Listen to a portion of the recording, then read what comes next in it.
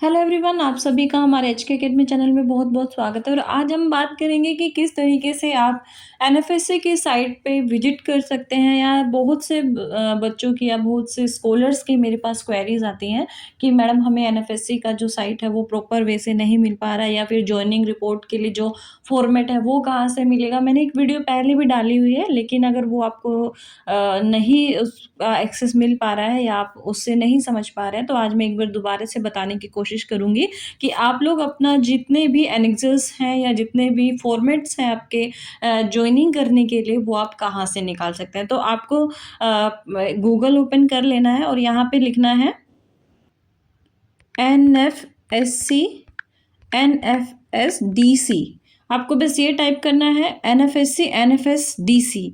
इसको आप टाइप करेंगे, देन उसके बाद आपको सर्च ऑप्शन पे जाना है। तो यहाँ पे एनएफएसडीसी आपको लिखा हुआ दिख रहा है फर्स्ट ही आपको साइट पे, और national fellowship for schedule caste students एनएफएससी दिख रहा है। तो इस पे आपको क्लिक करना है, और जैसे आप क्लिक करेंगे तो यहाँ पर डायरेक्ट आपकी एनएफएससी की साइट खुल जाएगी।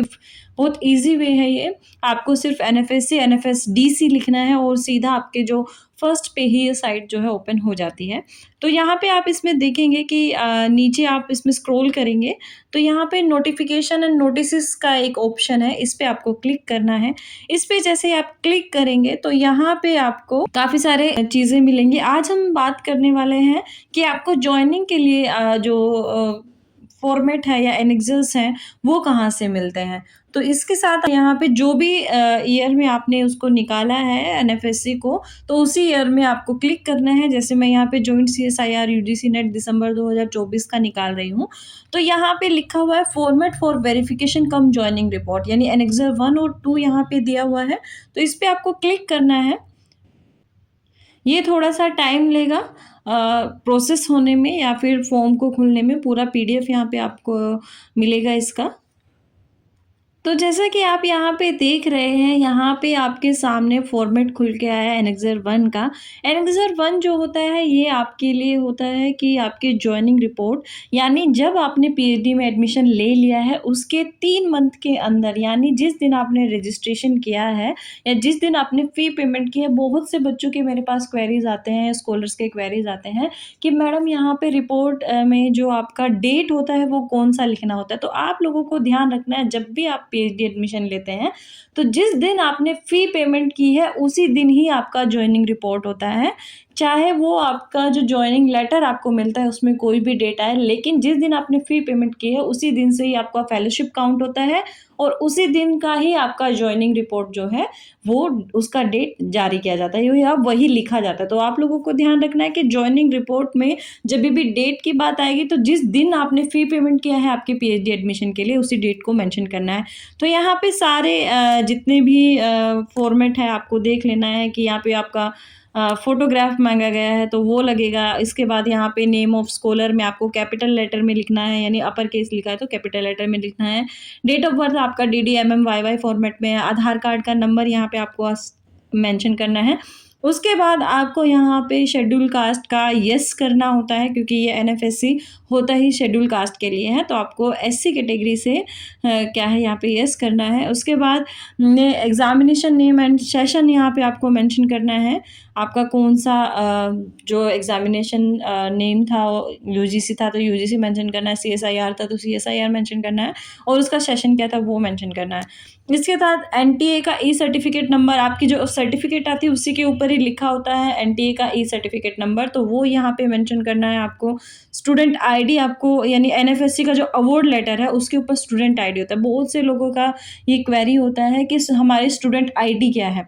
तो आपका जो एप्लीकेशन नंबर होता है या रेफरेंस नंबर, आपकी जो सर्टिफिकेट होती है उस पे रेफरेंस नंबर दिखा होता है, तो वही आपका क्या है स्टूडेंट आईडी होता है। आप लोगों को ये ध्यान रखना है। तो आपका जो एनएफएससी अवार्ड लेटर है उस पे एप्लीकेशन नंबर होगा, वही आपकी स्टूडेंट आईडी होती है। उसके बाद मास्टर डिग्री जो है उसका पासिंग ईयर लिखना है, और साथ में यहाँ पे परसेंटेज आपको लिखना है। अब यहाँ पे आप एमफिल कर रहे हैं तो एमफिल डालना है, और पीएचडी कर रहे हैं तो पीएचडी डालना है। और अगर इंटीग्रेटेड कोर्स है आपका एमफिल पीएचडी, तो यहाँ पे इंटीग्रेटेड आपको एमफिल पीएचडी जो भी है वो उसको लिखना है। डेट ऑफ एडमिशन में वही सेम आएगा, मैं आपको पहले भी बता रही हूँ कि डेट ऑफ एडमिशन में सेम जिस दिन आपने फ़ी पेमेंट की है वही डेट आएगी, और डेट ऑफ जॉइनिंग भी सेम वही, जिस दिन आपने फ़ी पेमेंट की है वही डेट ही आएगी। यानी जिस दिन आपने फ़ी पेमेंट किया है उसी दिन से ही आप पीएचडी में एनरोल्ड हो जाते हैं, और आपका जो सबमिशन का भी जो टाइम पीरियड है, फेलोशिप का भी जो टेन्योर है, वो काउंट होता है आपका फ़ी पेमेंट की डेट वाले दिन से। इसके बाद अगर आप ऑलरेडी रजिस्टर्ड है, जैसे कुछ लोग हैं कि पहले से ही रजिस्टर्ड है, अगर उनको फेलोशिप नहीं मिल रहा था, बीच में उनका एनएफएससी क्लियर होता है, तो फिर यहाँ पे आपको डेट लिखना है कि आपने जो रजिस्ट्रेशन है वो किस डेट में किया था, या फ़ी पेमेंट जो है वो किस डेट में किया था आपका। इसके बाद आपने फुल टाइम में है तो यहाँ पे येस करना है, और अगर आप फुल टाइम में नहीं कर रहे, पार्ट टाइम में कर रहे हैं, तो यहाँ पे आपको येस करना है। यूनिवर्सिटी का वही नेम लिखना है कि जिस यूनिवर्सिटी से आप, उसका नाम लिखना है यहाँ पे, और इंस्टीट्यूट है तो उसका फिर यहाँ पे जहाँ से आप रिसर्च कर रहे हैं उसका नाम यहाँ पे आपको मेंशन करना है। इसके बाद सब्जेक्ट क्या है आपका वो यहाँ पे मेंशन करना है, जैसे अगर ज्योग्राफी है तो ज्योग्राफी से मेंशन करना है, या हिस्ट्री है तो हिस्ट्री से मेंशन करना है। इसके बाद सुपरवाइज़र की डिटेल भी आपको भरनी है कि उनका नाम क्या है, उनका डेजिग्नेशन, वो असिस्टेंट प्रोफेसर है, एसोसिएट है या प्रोफेसर हैं, तो उनका डेजिग्नेशन यहाँ पे आपको लिखना है।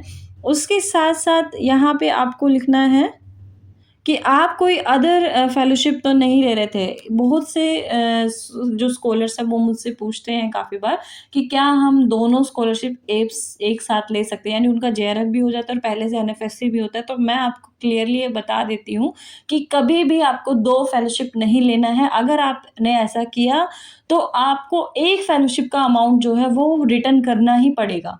वो कभी भी आपके पास नोटिस आ सकता है कि आपको एक फेलोशिप का अमाउंट करना ही पड़ेगा। इसके लिए क्या है कि अगर आपको जेआरएफ लेना है और एनएफएससी नहीं लेना है, तो आप पहली वाली को पहले बंद कराइए, और जिस दिन वो बंद हो रही है आपकी फेलोशिप, उस डेट से ही शुरुआत करनी है आपके जेआरएफ की।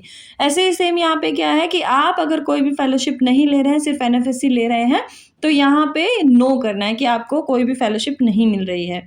इसके बाद यहाँ पे सारे स्टेटमेंट के बाद आपको सिग्नेचर कर देना है अपना, विद डेट की, जिस डेट में आप इसको सबमिट कर रहे हैं अपने डिपार्टमेंट में, अपने नोडल ऑफिसर को, तो उस डेट को ही आपको यहाँ मेंशन करके इसको साइन कर देना है। इसके बाद आ जाइए दूसरे वाले एनेक्सर पे। दूसरा वाला जो एनेक्सर है, ये आपका इंस्टीट्यूशन फिल करता है। तो इसमें इंस्टीट्यूशन आपकी सारी डिटेल देगा, जो डिटेल यहाँ पे है, और उसके बाद ये सारा जो है आपका साइन होगा। यहाँ आपके कैंडिडेट का आपका नाम, आपका सिग्नेचर, डेट, और यहाँ पे आपके सुपरवाइज़र का नाम। उनके नीचे भी ये ध्यान रखना है कि यहाँ पे उनका स्टैम्प भी रहे, सील भी रहे, और इसके साथ में उनका नेम और डेजिग्नेशन भी लिखा होना चाहिए, क्योंकि वो फिर रिटर्न हो जाता है आप लोगों का, फिर वहाँ पे पहुँचता नहीं है लेटर, और फिर वो आप लोगों को फिर प्रॉब्लम होती है उसमें। फिर उसके बाद ये हेड ऑफ़ द डिपार्टमेंट का भी सेम यही है कि उनके नेम, सिग्नेचर, सारी चीज़ें आप करके यहाँ पे नेम और डेजिग्नेशन वगैरह यहाँ मेंशन, उनका प्रॉपर जो स्टैम्प है वो मेंशन हो। और उसके बाद फिर ये आपके जैसे भी आपका प्रोसेस है, जैसे बीएचयू में प्रोसेस है कि हेड के पास आपके जो हम नोडल ऑफिसर को दे देते हैं, उसके बाद हेड के पास जाता है, हेड सर जब उसको फॉरवर्ड कर देते हैं तो वहीं से ही डिपार्टमेंट से ही हमारे नोडल ऑफिसर को जाता है, और ये वाला जो इंस्टीट्यूशन, हेड ऑफ इंस्टीट्यूशन वाला है, ये हमारे नोडल ऑफिसर करते हैं। तो सेम आपकी यूनिवर्सिटी में भी इसी तरीके का ही कोई क्राइटेरिया होगा कि आपको ये वाली डिटेल, यानी सिग्नेचर ऑफ कैंडिडेट और अपने सुपरवाइज़र के साइन आपको खुद कराने हैं। और उसके बाद जैसे भी आपका प्रोसेस है कि हेड से अगर आप डायरेक्ट करा सकते तो वैसे कराना है, या एक चैनल के थ्रू है तो आपको उस चैनल को पास करते हुए जाना है, और उसके साथ आपके सारे डॉक्यूमेंट जो रिक्वायरमेंट यहाँ पे है उनको लगा के आपको आपका फॉर्म जो है सबमिट कर देना है। जब आप ये फॉर्म सबमिट कर देंगे उसके बाद आपको यूनिवर्सिटी से एक कोड मिलता है, यूनिवर्सिटी कोड उसे बोलते हैं।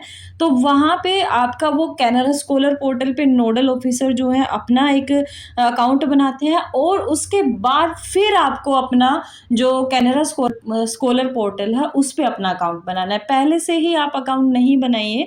ये जिसने एडमिशन अभी तक नहीं लिया है, काफ़ी बार वो गलती कर देते हैं कि जैसे एनएफएससी मिला और कुछ वीडियोस में उन्होंने देख लिया या कहीं से भी गलत इन्फॉर्मेशन उनको मिल गई या उनको वैसे ही लगा कि बना के देख लेते, तो ऐसा मत कीजिए क्योंकि बाद में आपको प्रॉब्लम होगी उससे। तो जब आपकी यूनिवर्सिटी के नोडल ऑफिसर आपका कैनारा स्कॉलर पोर्टल पे अपलोड कर दे सारा डिटेल और आपकी स्टूडेंट आईडी वगैरह, क्योंकि वो आपको वेरिफिकेशन के लिए एक बार बुलाते हैं कि आप अपना जो एड्रेस वगैरह है, बाकी सारी चीज़ें हैं, मोबाइल नंबर है, ईमेल एड्रेस है, सब अच्छे से देख लें। तो जब वहाँ से वेरीफाई हो जाए आपका कैनारा स्कॉलर पोर्टल, उसके बाद ही आप अपना कैनारा स्कॉलर पोर्टल बनाएँ ताकि आपका जो रजिस्ट्रेशन प्रोसेस है वो अच्छे से चल जाए और कोई भी प्रॉब्लम ना हो। आई होप सभी को समझ आया होगा। अभी भी किसी की कोई प्रॉब्लम है या कोई क्वेरी है तो वो मुझे कमेंट सेक्शन में भेज सकता है। वीडियो पसंद आई हो तो लाइक कीजिए। हमारे एचके अकेडमी चैनल को सब्सक्राइब करना ना भूलें। मिलेंगे नेक्स्ट वीडियो में, तब तक के लिए थैंक यू।